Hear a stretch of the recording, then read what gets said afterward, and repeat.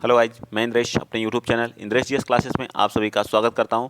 दोस्तों, ये हमारी हिंदी की क्लास है, ठीक है, जो यूपी पुलिस के लिए बहुत ही महत्वपूर्ण क्लासेस चल रही हैं। तो आप लोग जुड़ें और मॉक टेस्ट को जरूर देखें। यूपी पुलिस के लिए क्या है, मॉक टेस्ट है, ठीक है, क्या है, मॉक टेस्ट है। अब पर डे मॉक टेस्ट एक जरूर आप लोग दिया करिए, ठीक है, लेटे लेटे आप लोग दिखा करिए, ठीक है, लेकिन मॉक टेस्ट जरूर दिया करिए। हिंदी बहुत ही महत्वपूर्ण है, आपकी इसमें 37 क्वेश्चन आने की प्रबल संभावना है और 36 सही करने की आप लोगों की प्रबल संभावना और गारंटी ली जाती है। अगर आप लोग पर डे प्रैक्टिस सेट और मेरे साथ जुड़े रहे तो कोई नहीं रोक सकता आपका 36 लाने के लिए। चलिए, ज़्यादा बातें नहीं, स्टार्ट करते हैं क्वेश्चन को, ठीक है। बातें करने के लिए हम लोगों के पास समय नहीं है, ठीक है।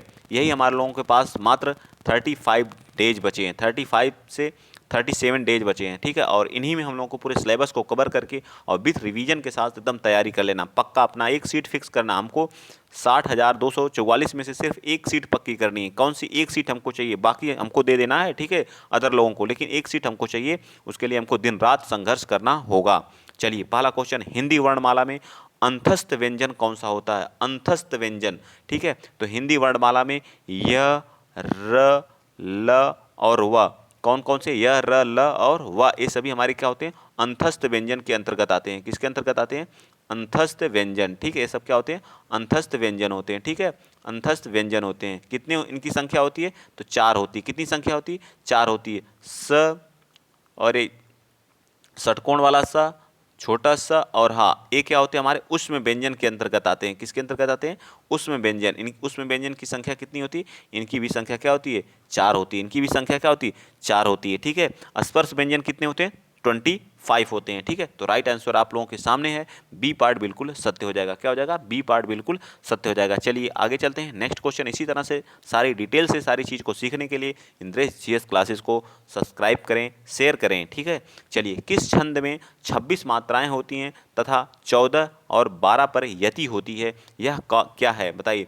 वीर है, गीतिका है, सोरठा या छप्पा है? क्या है इसको बताइए। तो ये हमारा क्या है? गीतिका है। जो क्या होता है, इसमें कितनी मात्राएं होती है? गीतिका याद रखिएगा, 26 मात्राएं होती हैं, 14 और 12 पर क्या होती है? यति होती है, ठीक। क्या होती है? यति होती है, ठीक है। सोरठा क्या होता है? दोहे का उल्टा होता है। सोरठा क्या होता है? दोहे का उल्टा होता है। नेक्स्ट चलें। चलिए, थोड़ा सा फास्ट चलेंगे, क्वेश्चन को कवर करना है, काफ़ी क्वेश्चन होते हैं तो ज़्यादा समय नहीं लेते हैं आपका। 30 से 35 मिनट में सारी चीज़ें कवर करना चाहते हैं, ठीक है। निम्नलिखित में से असंगत गलत विलोम शब्द युग्म कौन सा है? गलत विलोम कौन सा है? घात है, प्रतिघात है, शाश्वत है, सदैव है, या फिर प्रासरण, संकुचन या खग या मृग? बताइए, विलोम कौन सा इसमें सही है? 41 का बताइए। तो 41 का जो है राइट आंसर आपका सी हो जाएगा। शाश्वत का क्या होता है? सदैव। यही हमारा क्या गलत है। बाकी घात का क्या होता है? प्रतिघात होता है। घात का क्या होता है? प्रतिघात में। खग का क्या होता है? मृग होता है, ठीक है। प्रासरण मतलब फैलना, संकुचन मतलब एक जगह करना। घात का ये क्या होता है? शाश्वत का सदैव नहीं होता। यही हमारा क्या गलत है, ठीक है। बाकी हमारे क्या सही है, लेकिन हमसे गलत पूछा तो गलत का गलत ही आंसर देंगे। चलिए नेक्स्ट क्वेश्चन। वाक्यांश के लिए एक शब्द बताना है। जो अपने स्थान पर स्थिति से अलग ना किया जा सके। अच्युत, अटल, अटूट, अदेय। बताइए, इसको अपने स्थान या स्थिति से अलग ना किया जा सके उसे क्या बोलते हैं? 42 का, तो उसे बोलते हैं अटल या अच्युत बोलते हैं। क्या बोलते हैं? अच्युत बोलते हैं, ठीक है। अगर उसे हटा दिया जाए उसके स्थान से तो उसे च्युत बोलते हैं, ठीक। नेक्स्ट, जीने की इच्छा रखने वाले को क्या बोलते हैं? जिजीविषु। जी जी विषा, जीने की इच्छा, जी जी विषा, जीवन जीने की इच्छा रखने वाले की जी गीसु बोलते हैं। क्या बोलते हैं? जिगीसु बोलते हैं, ठीक है। जिज्ञासु, जानने की इच्छा रखने वाले को जिज्ञासु बोलते हैं। पीने की इच्छा रखने वाले को पिपासु बोलते हैं, ठीक है। क्या बोलते हैं? पिपासु बोलते हैं। ये सारी चीज़ें आपको याद होनी चाहिए। संख्या गमन में कौन सा संधि है? संख्या गमन में कौन सा? संख्या गमन, तो संख्या प्लस आगमन, आगमन। तो इसका इसका अ और इसका अ दोनों मिलके क्या हो जा रहा? अ हो जा रहा है, ठीक है। ये मैंने बताया था कई बार। तो किस संधि में होता है? तो ये हमारा दीर्घ स्वर संधि में होता है, ठीक। किसमें होता है? दीर्घ स्वर संधि में होता है। तो क्या हो जाएगा? सॉरी सॉरी सॉरी, संख्या गमन है, ठीक है। तो सखी प्लस आगमन होगा, सखी प्लस आगमन होगा। ये हमारा ये पार्ट हो जाएगा, ठीक है। ये नहीं होगा, ठीक है। ये हमारा रंग है, ठीक। ये हमारा क्या है? रॉन्ग है, ठीक है। ये क्या हमारा रॉन्ग है। इसमें कौन सा यण संधि होगी? यण संधि का क्या है? उदाहरण है, ठीक है। क्या होगा? सखी प्लस आगमन, ठीक। सखी प्लस आगमन होगा, ठीक। क्या हो जाएगा? सखी प्लस सखी, क्या हो गया? सखी, एक मिनट, ठीक, मैं फिर से लिख दे रहा हूँ। सखी प्लस आगमन होगा, ठीक है। तो इसमें क्या होता है, पहला अक्षर इसका बड़ी और इसका अ मिल के क्या हो जाता है, यह हो जाता, और उससे पहले जो अक्षर होता वो आधा हो जाता है, ठीक है। क्या हो जाता है, आधा हो जाता है। किस संधि में होता है, यण संधि में होता है, ठीक है। यण संधि में संधि के कितने भेद होते हैं, संधि के 3 भेद होते हैं, ठीक है। संधि के कितने भेद होते हैं, एक स्वर होता है, एक क्या होता है, स्वर होता है, एक क्या होता है, व्यंजन होता है, एक व्यंजन होता है, और एक क्या होता है, विसर्ग होता है, और एक क्या होता है, विसर्ग होता है, ठीक है। क्या होता है, विसर्ग होता है, ठीक। क्या होता है, विसर्ग। स्वर संधि के कितने भेद होते हैं, 5 भेद होते हैं। कितने होते हैं, 5 भेद होते हैं, ये भी याद रखिएगा। सखी प्लस आगमन, ई प्लस आ मिलके यह हो जाता है, और पहला अक्षर क्या हो जाता है, आधा हो जाता है, तो क्या होता है, सखी प्लस आगमन मिलके संख्या गमन हो जाता है, ठीक है। संधि के कितने भेद होते हैं, 3 होते हैं, स्वर संधि, व्यंजन संधि और विसर्ग संधि। स्वर संधि के कितने भेद होते हैं, 5 होते हैं, ठीक। बाकी ऐसे क्वेश्चन आते रहेंगे, डिटेल से मैं बताता रहूंगा, ठीक है। चलिए आगे चलते हैं, नेक्स्ट क्वेश्चन, क्वेश्चन नंबर 5 बताइए। क्वेश्चन नंबर 5 करा, जब किसी क्या करा, एक मिनट, जब किसी सामान्य बात का विशेष बात से या तथा विशेष बात का सामान्य बात से समर्थन किया जाए तो वह कौन सा अलंकार होता है, बताइए। सामान्य बात का विशेष बात से और विशेष बात का सामान्य बात से, ठीक है, ये याद रखिएगा। विरोधाभास होता है, संदेह होता है, अंतरन्यास होता है या विशेष योक्ति होती है, बताइए। 45 का 35 का क्या होगा, अंतरन्यास होता है, ठीक है। ना तो हम उसका कह सामान्य बात का विशेष बात से तथा विशेष बात का सामान्य बात से समर्थन कर रहे हैं, तो अंतर क्या है, अंतरन्यास है। क्या है, अंतरन्यास अलंकार होगा, ठीक है। अंतरन्यास अलंकार होगा, इस चीज़ को आप लोग याद रखिए। अलंकार बहुत इंपॉर्टेंट है, क्वेश्चन वहाँ से आना ही आना है। अशुद्ध वाक्य का चयन कीजिए। अशुद्ध वाक्य कामायनी उच्च कोटि का काव्य है। माता पिता पूजनीय है, पूजनीय तो गलत लिखा गया है, तो वैसे ही गलत हो गया, ठीक है। आपका भविष्य उज्जवल हो, बिल्कुल सही है। इस पुस्तक का नया संस्करण प्रकाशित हो रहा है, तो बताइए कौन सा हो जाएगा। 46 का राइट आंसर बी हो जाएगा, क्योंकि पूजनीय गलत लिखा गया है, पूजनीय ऐसे लिखा जाता है, ठीक है। पूजनीय ऐसे लिखा जाता है, ये हमारा सही होता है, ये हमारा क्या गलत है, तो यही राइट आंसर हमारा बी पार्ट बिल्कुल सत्य हो जाएगा, ठीक है। छायादार शब्द किसका उदाहरण है, छायादार, तो छाया प्लस दार 2 शब्दों से मिल के बना हुआ, तो ना तो ये तत्सम है, ना विदेशज है, ना देशज है, तो यह क्या है, एक प्रकार का संकर शब्द है। क्या है, संकर शब्द। 2 शब्दों से मिलकर जो शब्द बनते हैं उनको क्या बोलते हैं, संकर शब्द बोलते हैं, तो डी पार्ट क्या होगा, बिल्कुल सत्य हो जाएगा। चलिए आगे चलते हैं, क्वेश्चन नंबर आप बताएंगे 48। 48 क्या कह रहा है कि निम्नलिखित में से कौन सा विकल्प सभी शब्द में भाववाचक संज्ञा, अमीर, गरीब, समूह, मिठास, जवानी, खटास या फिर गंगा, ये तो गलत हो गया। गंगा हमारी क्या है, ये गलत है, यहाँ हमारा व्यक्तिवाचक संज्ञा है। रसीला, कड़वाहट, बुढ़ापा, उन्नति, धैर्य, चालाकी, उदासी, सूर्य, ये भी गलत हो गया, ठीक है। सूर्य हमारा इसमें नहीं आएगा, ठीक है। रसीला, कड़वाहट, बुढ़ापा, उन्नति, बताइए ए या सी, ये या सी बताना है 48 का। तो अमीर, गरीब, समूह, ग्रुप हो गया ना, समूहवाचक संज्ञा, ये भी गलत हो गया। तो यहाँ से हमारा रसीला, कड़वाहट, बुढ़ापा, उन्नति, ये सभी हमारे क्या हैं, भाववाचक संज्ञा है। तो संज्ञा के कितने भेद होते हैं, संज्ञा किसे कहते हैं, किसी वस्तु और स्थान के नाम को हम लोग क्या कहते हैं, संज्ञा कहते हैं। संज्ञा के कितने भेद होते हैं, 5 होते हैं। कितने होते हैं, 5 होते हैं। कौन कौन सी होती है, एक होता है हमारा व्यक्तिवाचक, ठीक है, मैं सही से लिख दे रहा हूँ, व्यक्तिवाचक होता है, ठीक, व्यक्तिवाचक होता है। एक हमारा क्या होता है, समूहवाचक होता है, ठीक है, समूहवाचक होता है, समूहवाचक होता है। एक क्या होता है, द्रव्यवाचक होता है, द्रव्य या पदार्थवाचक होता है, द्रव्यवाचक होता है, द्रव्यवाचक होता है। जातिवाचक होता है, जातिवाचक होता है, ठीक है, जातिवाचक संज्ञा होती है। एक हमारी क्या बची, भाववाचक संज्ञा बची, ठीक है, भाववाचक संज्ञा, ठीक, भाववाचक संज्ञा। तो संज्ञा के कितने भेद, 5 भेद, ठीक। चलें आगे, चलिए नेक्स्ट चलते हैं। सारी चीज़ें मैंने यहाँ पे लिख दिया। कह रहा 49 बताइए, नीचे दिए गए लोकोक्ति और उनके अर्थ दिए गए हैं, इनमें से गलत अर्थ वाली लोकोक्ति का चयन करना। आगे नाथ न पीछे पगहा, मतलब क्या है, बंधनहीन है, बिल्कुल सत्य है। 3 13 होना, 3 13 हो रहा, संगठित होना, 3 13 का मतलब असंगठित होना ना। 3 13 का मतलब क्या होता, ना तो इधर के है ना उधर के, 3 13 है। 49 का क्या हो जाएगा, यही गलत है। 3 13 का मतलब संगठित होना नहीं होता, असंगठित होना। एक टकसाल के ढले सब एक जैसे, बिल्कुल सत्य है। आंख के अंधे गांठ के पूरे मूर्ख लेकिन धनवान, ये भी सही है। हमसे गलत पूछा था तो गलत का आंसर हमेशा क्या आ जाएगा, गलत होता, तो बी पार्ट हमारा बिल्कुल इसका सत्य हो जाएगा, ठीक है। लोकोक्ति हमारी बी वाली क्या होगी, सत्य होगी। चलिए आगे चलते हैं, नेक्स्ट क्वेश्चन। गूलर का फूल होना, गूलर का फूल होना, फूल की तरह तरह खिलना, अति प्रसन्न होना, दुर्लभ वस्तु होना, क्या होना, दुर्लभ। गूलर का फूल क्या होता है, बहुत दुर्लभ होता है, लोग नहीं देख पाते हैं, ठीक है। तो गूलर का फूल होना, बहुत दुर्लभ होना। नेक्स्ट आ जाइए, क्वेश्चन नंबर 51। मैंने राधा के लिए कपड़े खरीदे, मैंने राधा के लिए कपड़े खरीदे, इस वाक्य में कारक का प्रकार बताइए। मैंने राधा के लिए कपड़े खरीदे, कारक का प्रकार बताइए। बताइए, मैंने राधा के लिए, कर्ता ने कर्म को करण से के द्वारा और संप्रदान के लिए, संप्रदान के लिए, तो मतलब सी पार्ट क्या हो जाएगा, बिल्कुल सत्य हो जाएगा। ठीक, नेक्स्ट बताइए, किस भाव की परिपक्व अवस्था को रस कहा जाता है? किस भाव की परिपक्व अवस्था को रस का, संचारी भाव की, अनुभाव की, विभाव की या अस्थाई भाव की?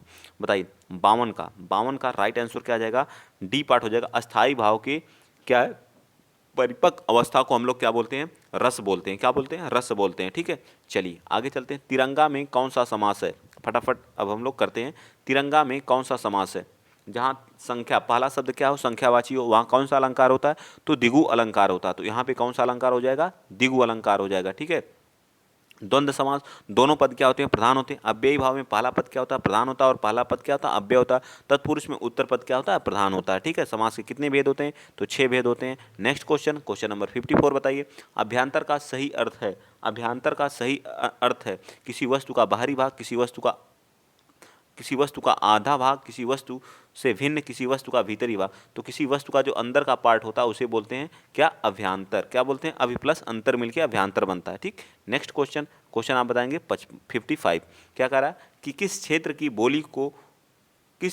बोली को कशिका कहा जाता है, काशिका कहा जाता है? बताइए। भीड़वाड़ा, काशी के, या दिल्ली के, या सूरत के? काशिका कहा जाता है। काशिका बहुत इंपॉर्टेंट क्वेश्चन है, इसको आप लोग बताइए। 55 का राइट आंसर क्या हो जाएगा, तो जो वाराणसी वाले एरिया है इसके वहाँ की जो क्षेत्रीय बोली है उसे काशिका के नाम से भी जाना जाता है। काशी में काशिका के नाम से जाना जाता है। कौन सा, क्या कह रहा है कि निम्नलिखित समूह अर्थों में से चिन्हों को, क्या, समूहार्थक शब्द को चिन्हित कीजिए, मतलब जो समूह में हो।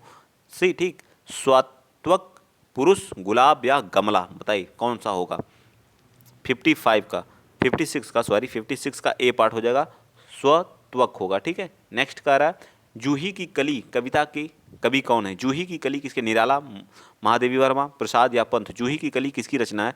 तो जूही की कली किसकी रचना है 57 का, तो ये हमारा किसका, निराला जी, सुमित्रा पंत, सूर्यकांत त्रिपाठी निराला जी की है, सूर्यकांत त्रिपाठी निराला जी की है। ठीक है, नेक्स्ट क्वेश्चन, क्वेश्चन नंबर 58 बताएंगे। क्वेश्चन नंबर 58 कह रहा है कि निम्नलिखित में से मिश्र वाक्य को पहचानिए। वाक्य कितने प्रकार के होते हैं? प्रयोग के आधार पर वाक्य 3 प्रकार के होते हैं। एक क्या होता है, एक सरल होता है। ठीक है, एक सरल होता है, और एक क्या होता है हमारा, संयुक्त होता है। एक सरल, एक संयुक्त वाक्य होता है, और एक क्या होता है हमारा, मिश्र वाक्य होता है। ठीक है, मिश्र वाक्य होता है, ये हमारा प्रयोग के आधार पर, किसके आधार पर, प्रयोग के आधार पर। लेकिन अर्थ के आधार पर जो होते हैं, अर्थ के आधार पर वाक्य कितने प्रकार के होते हैं? अर्थ के आधार पर वाक्य 8 प्रकार के होते हैं। ठीक है, अर्थ के आधार पर वाक्य 8 प्रकार के, और प्रयोग के आधार पर वाक्य 3 प्रकार के होते हैं। हमसे मिश्र वाक्य पूछा है।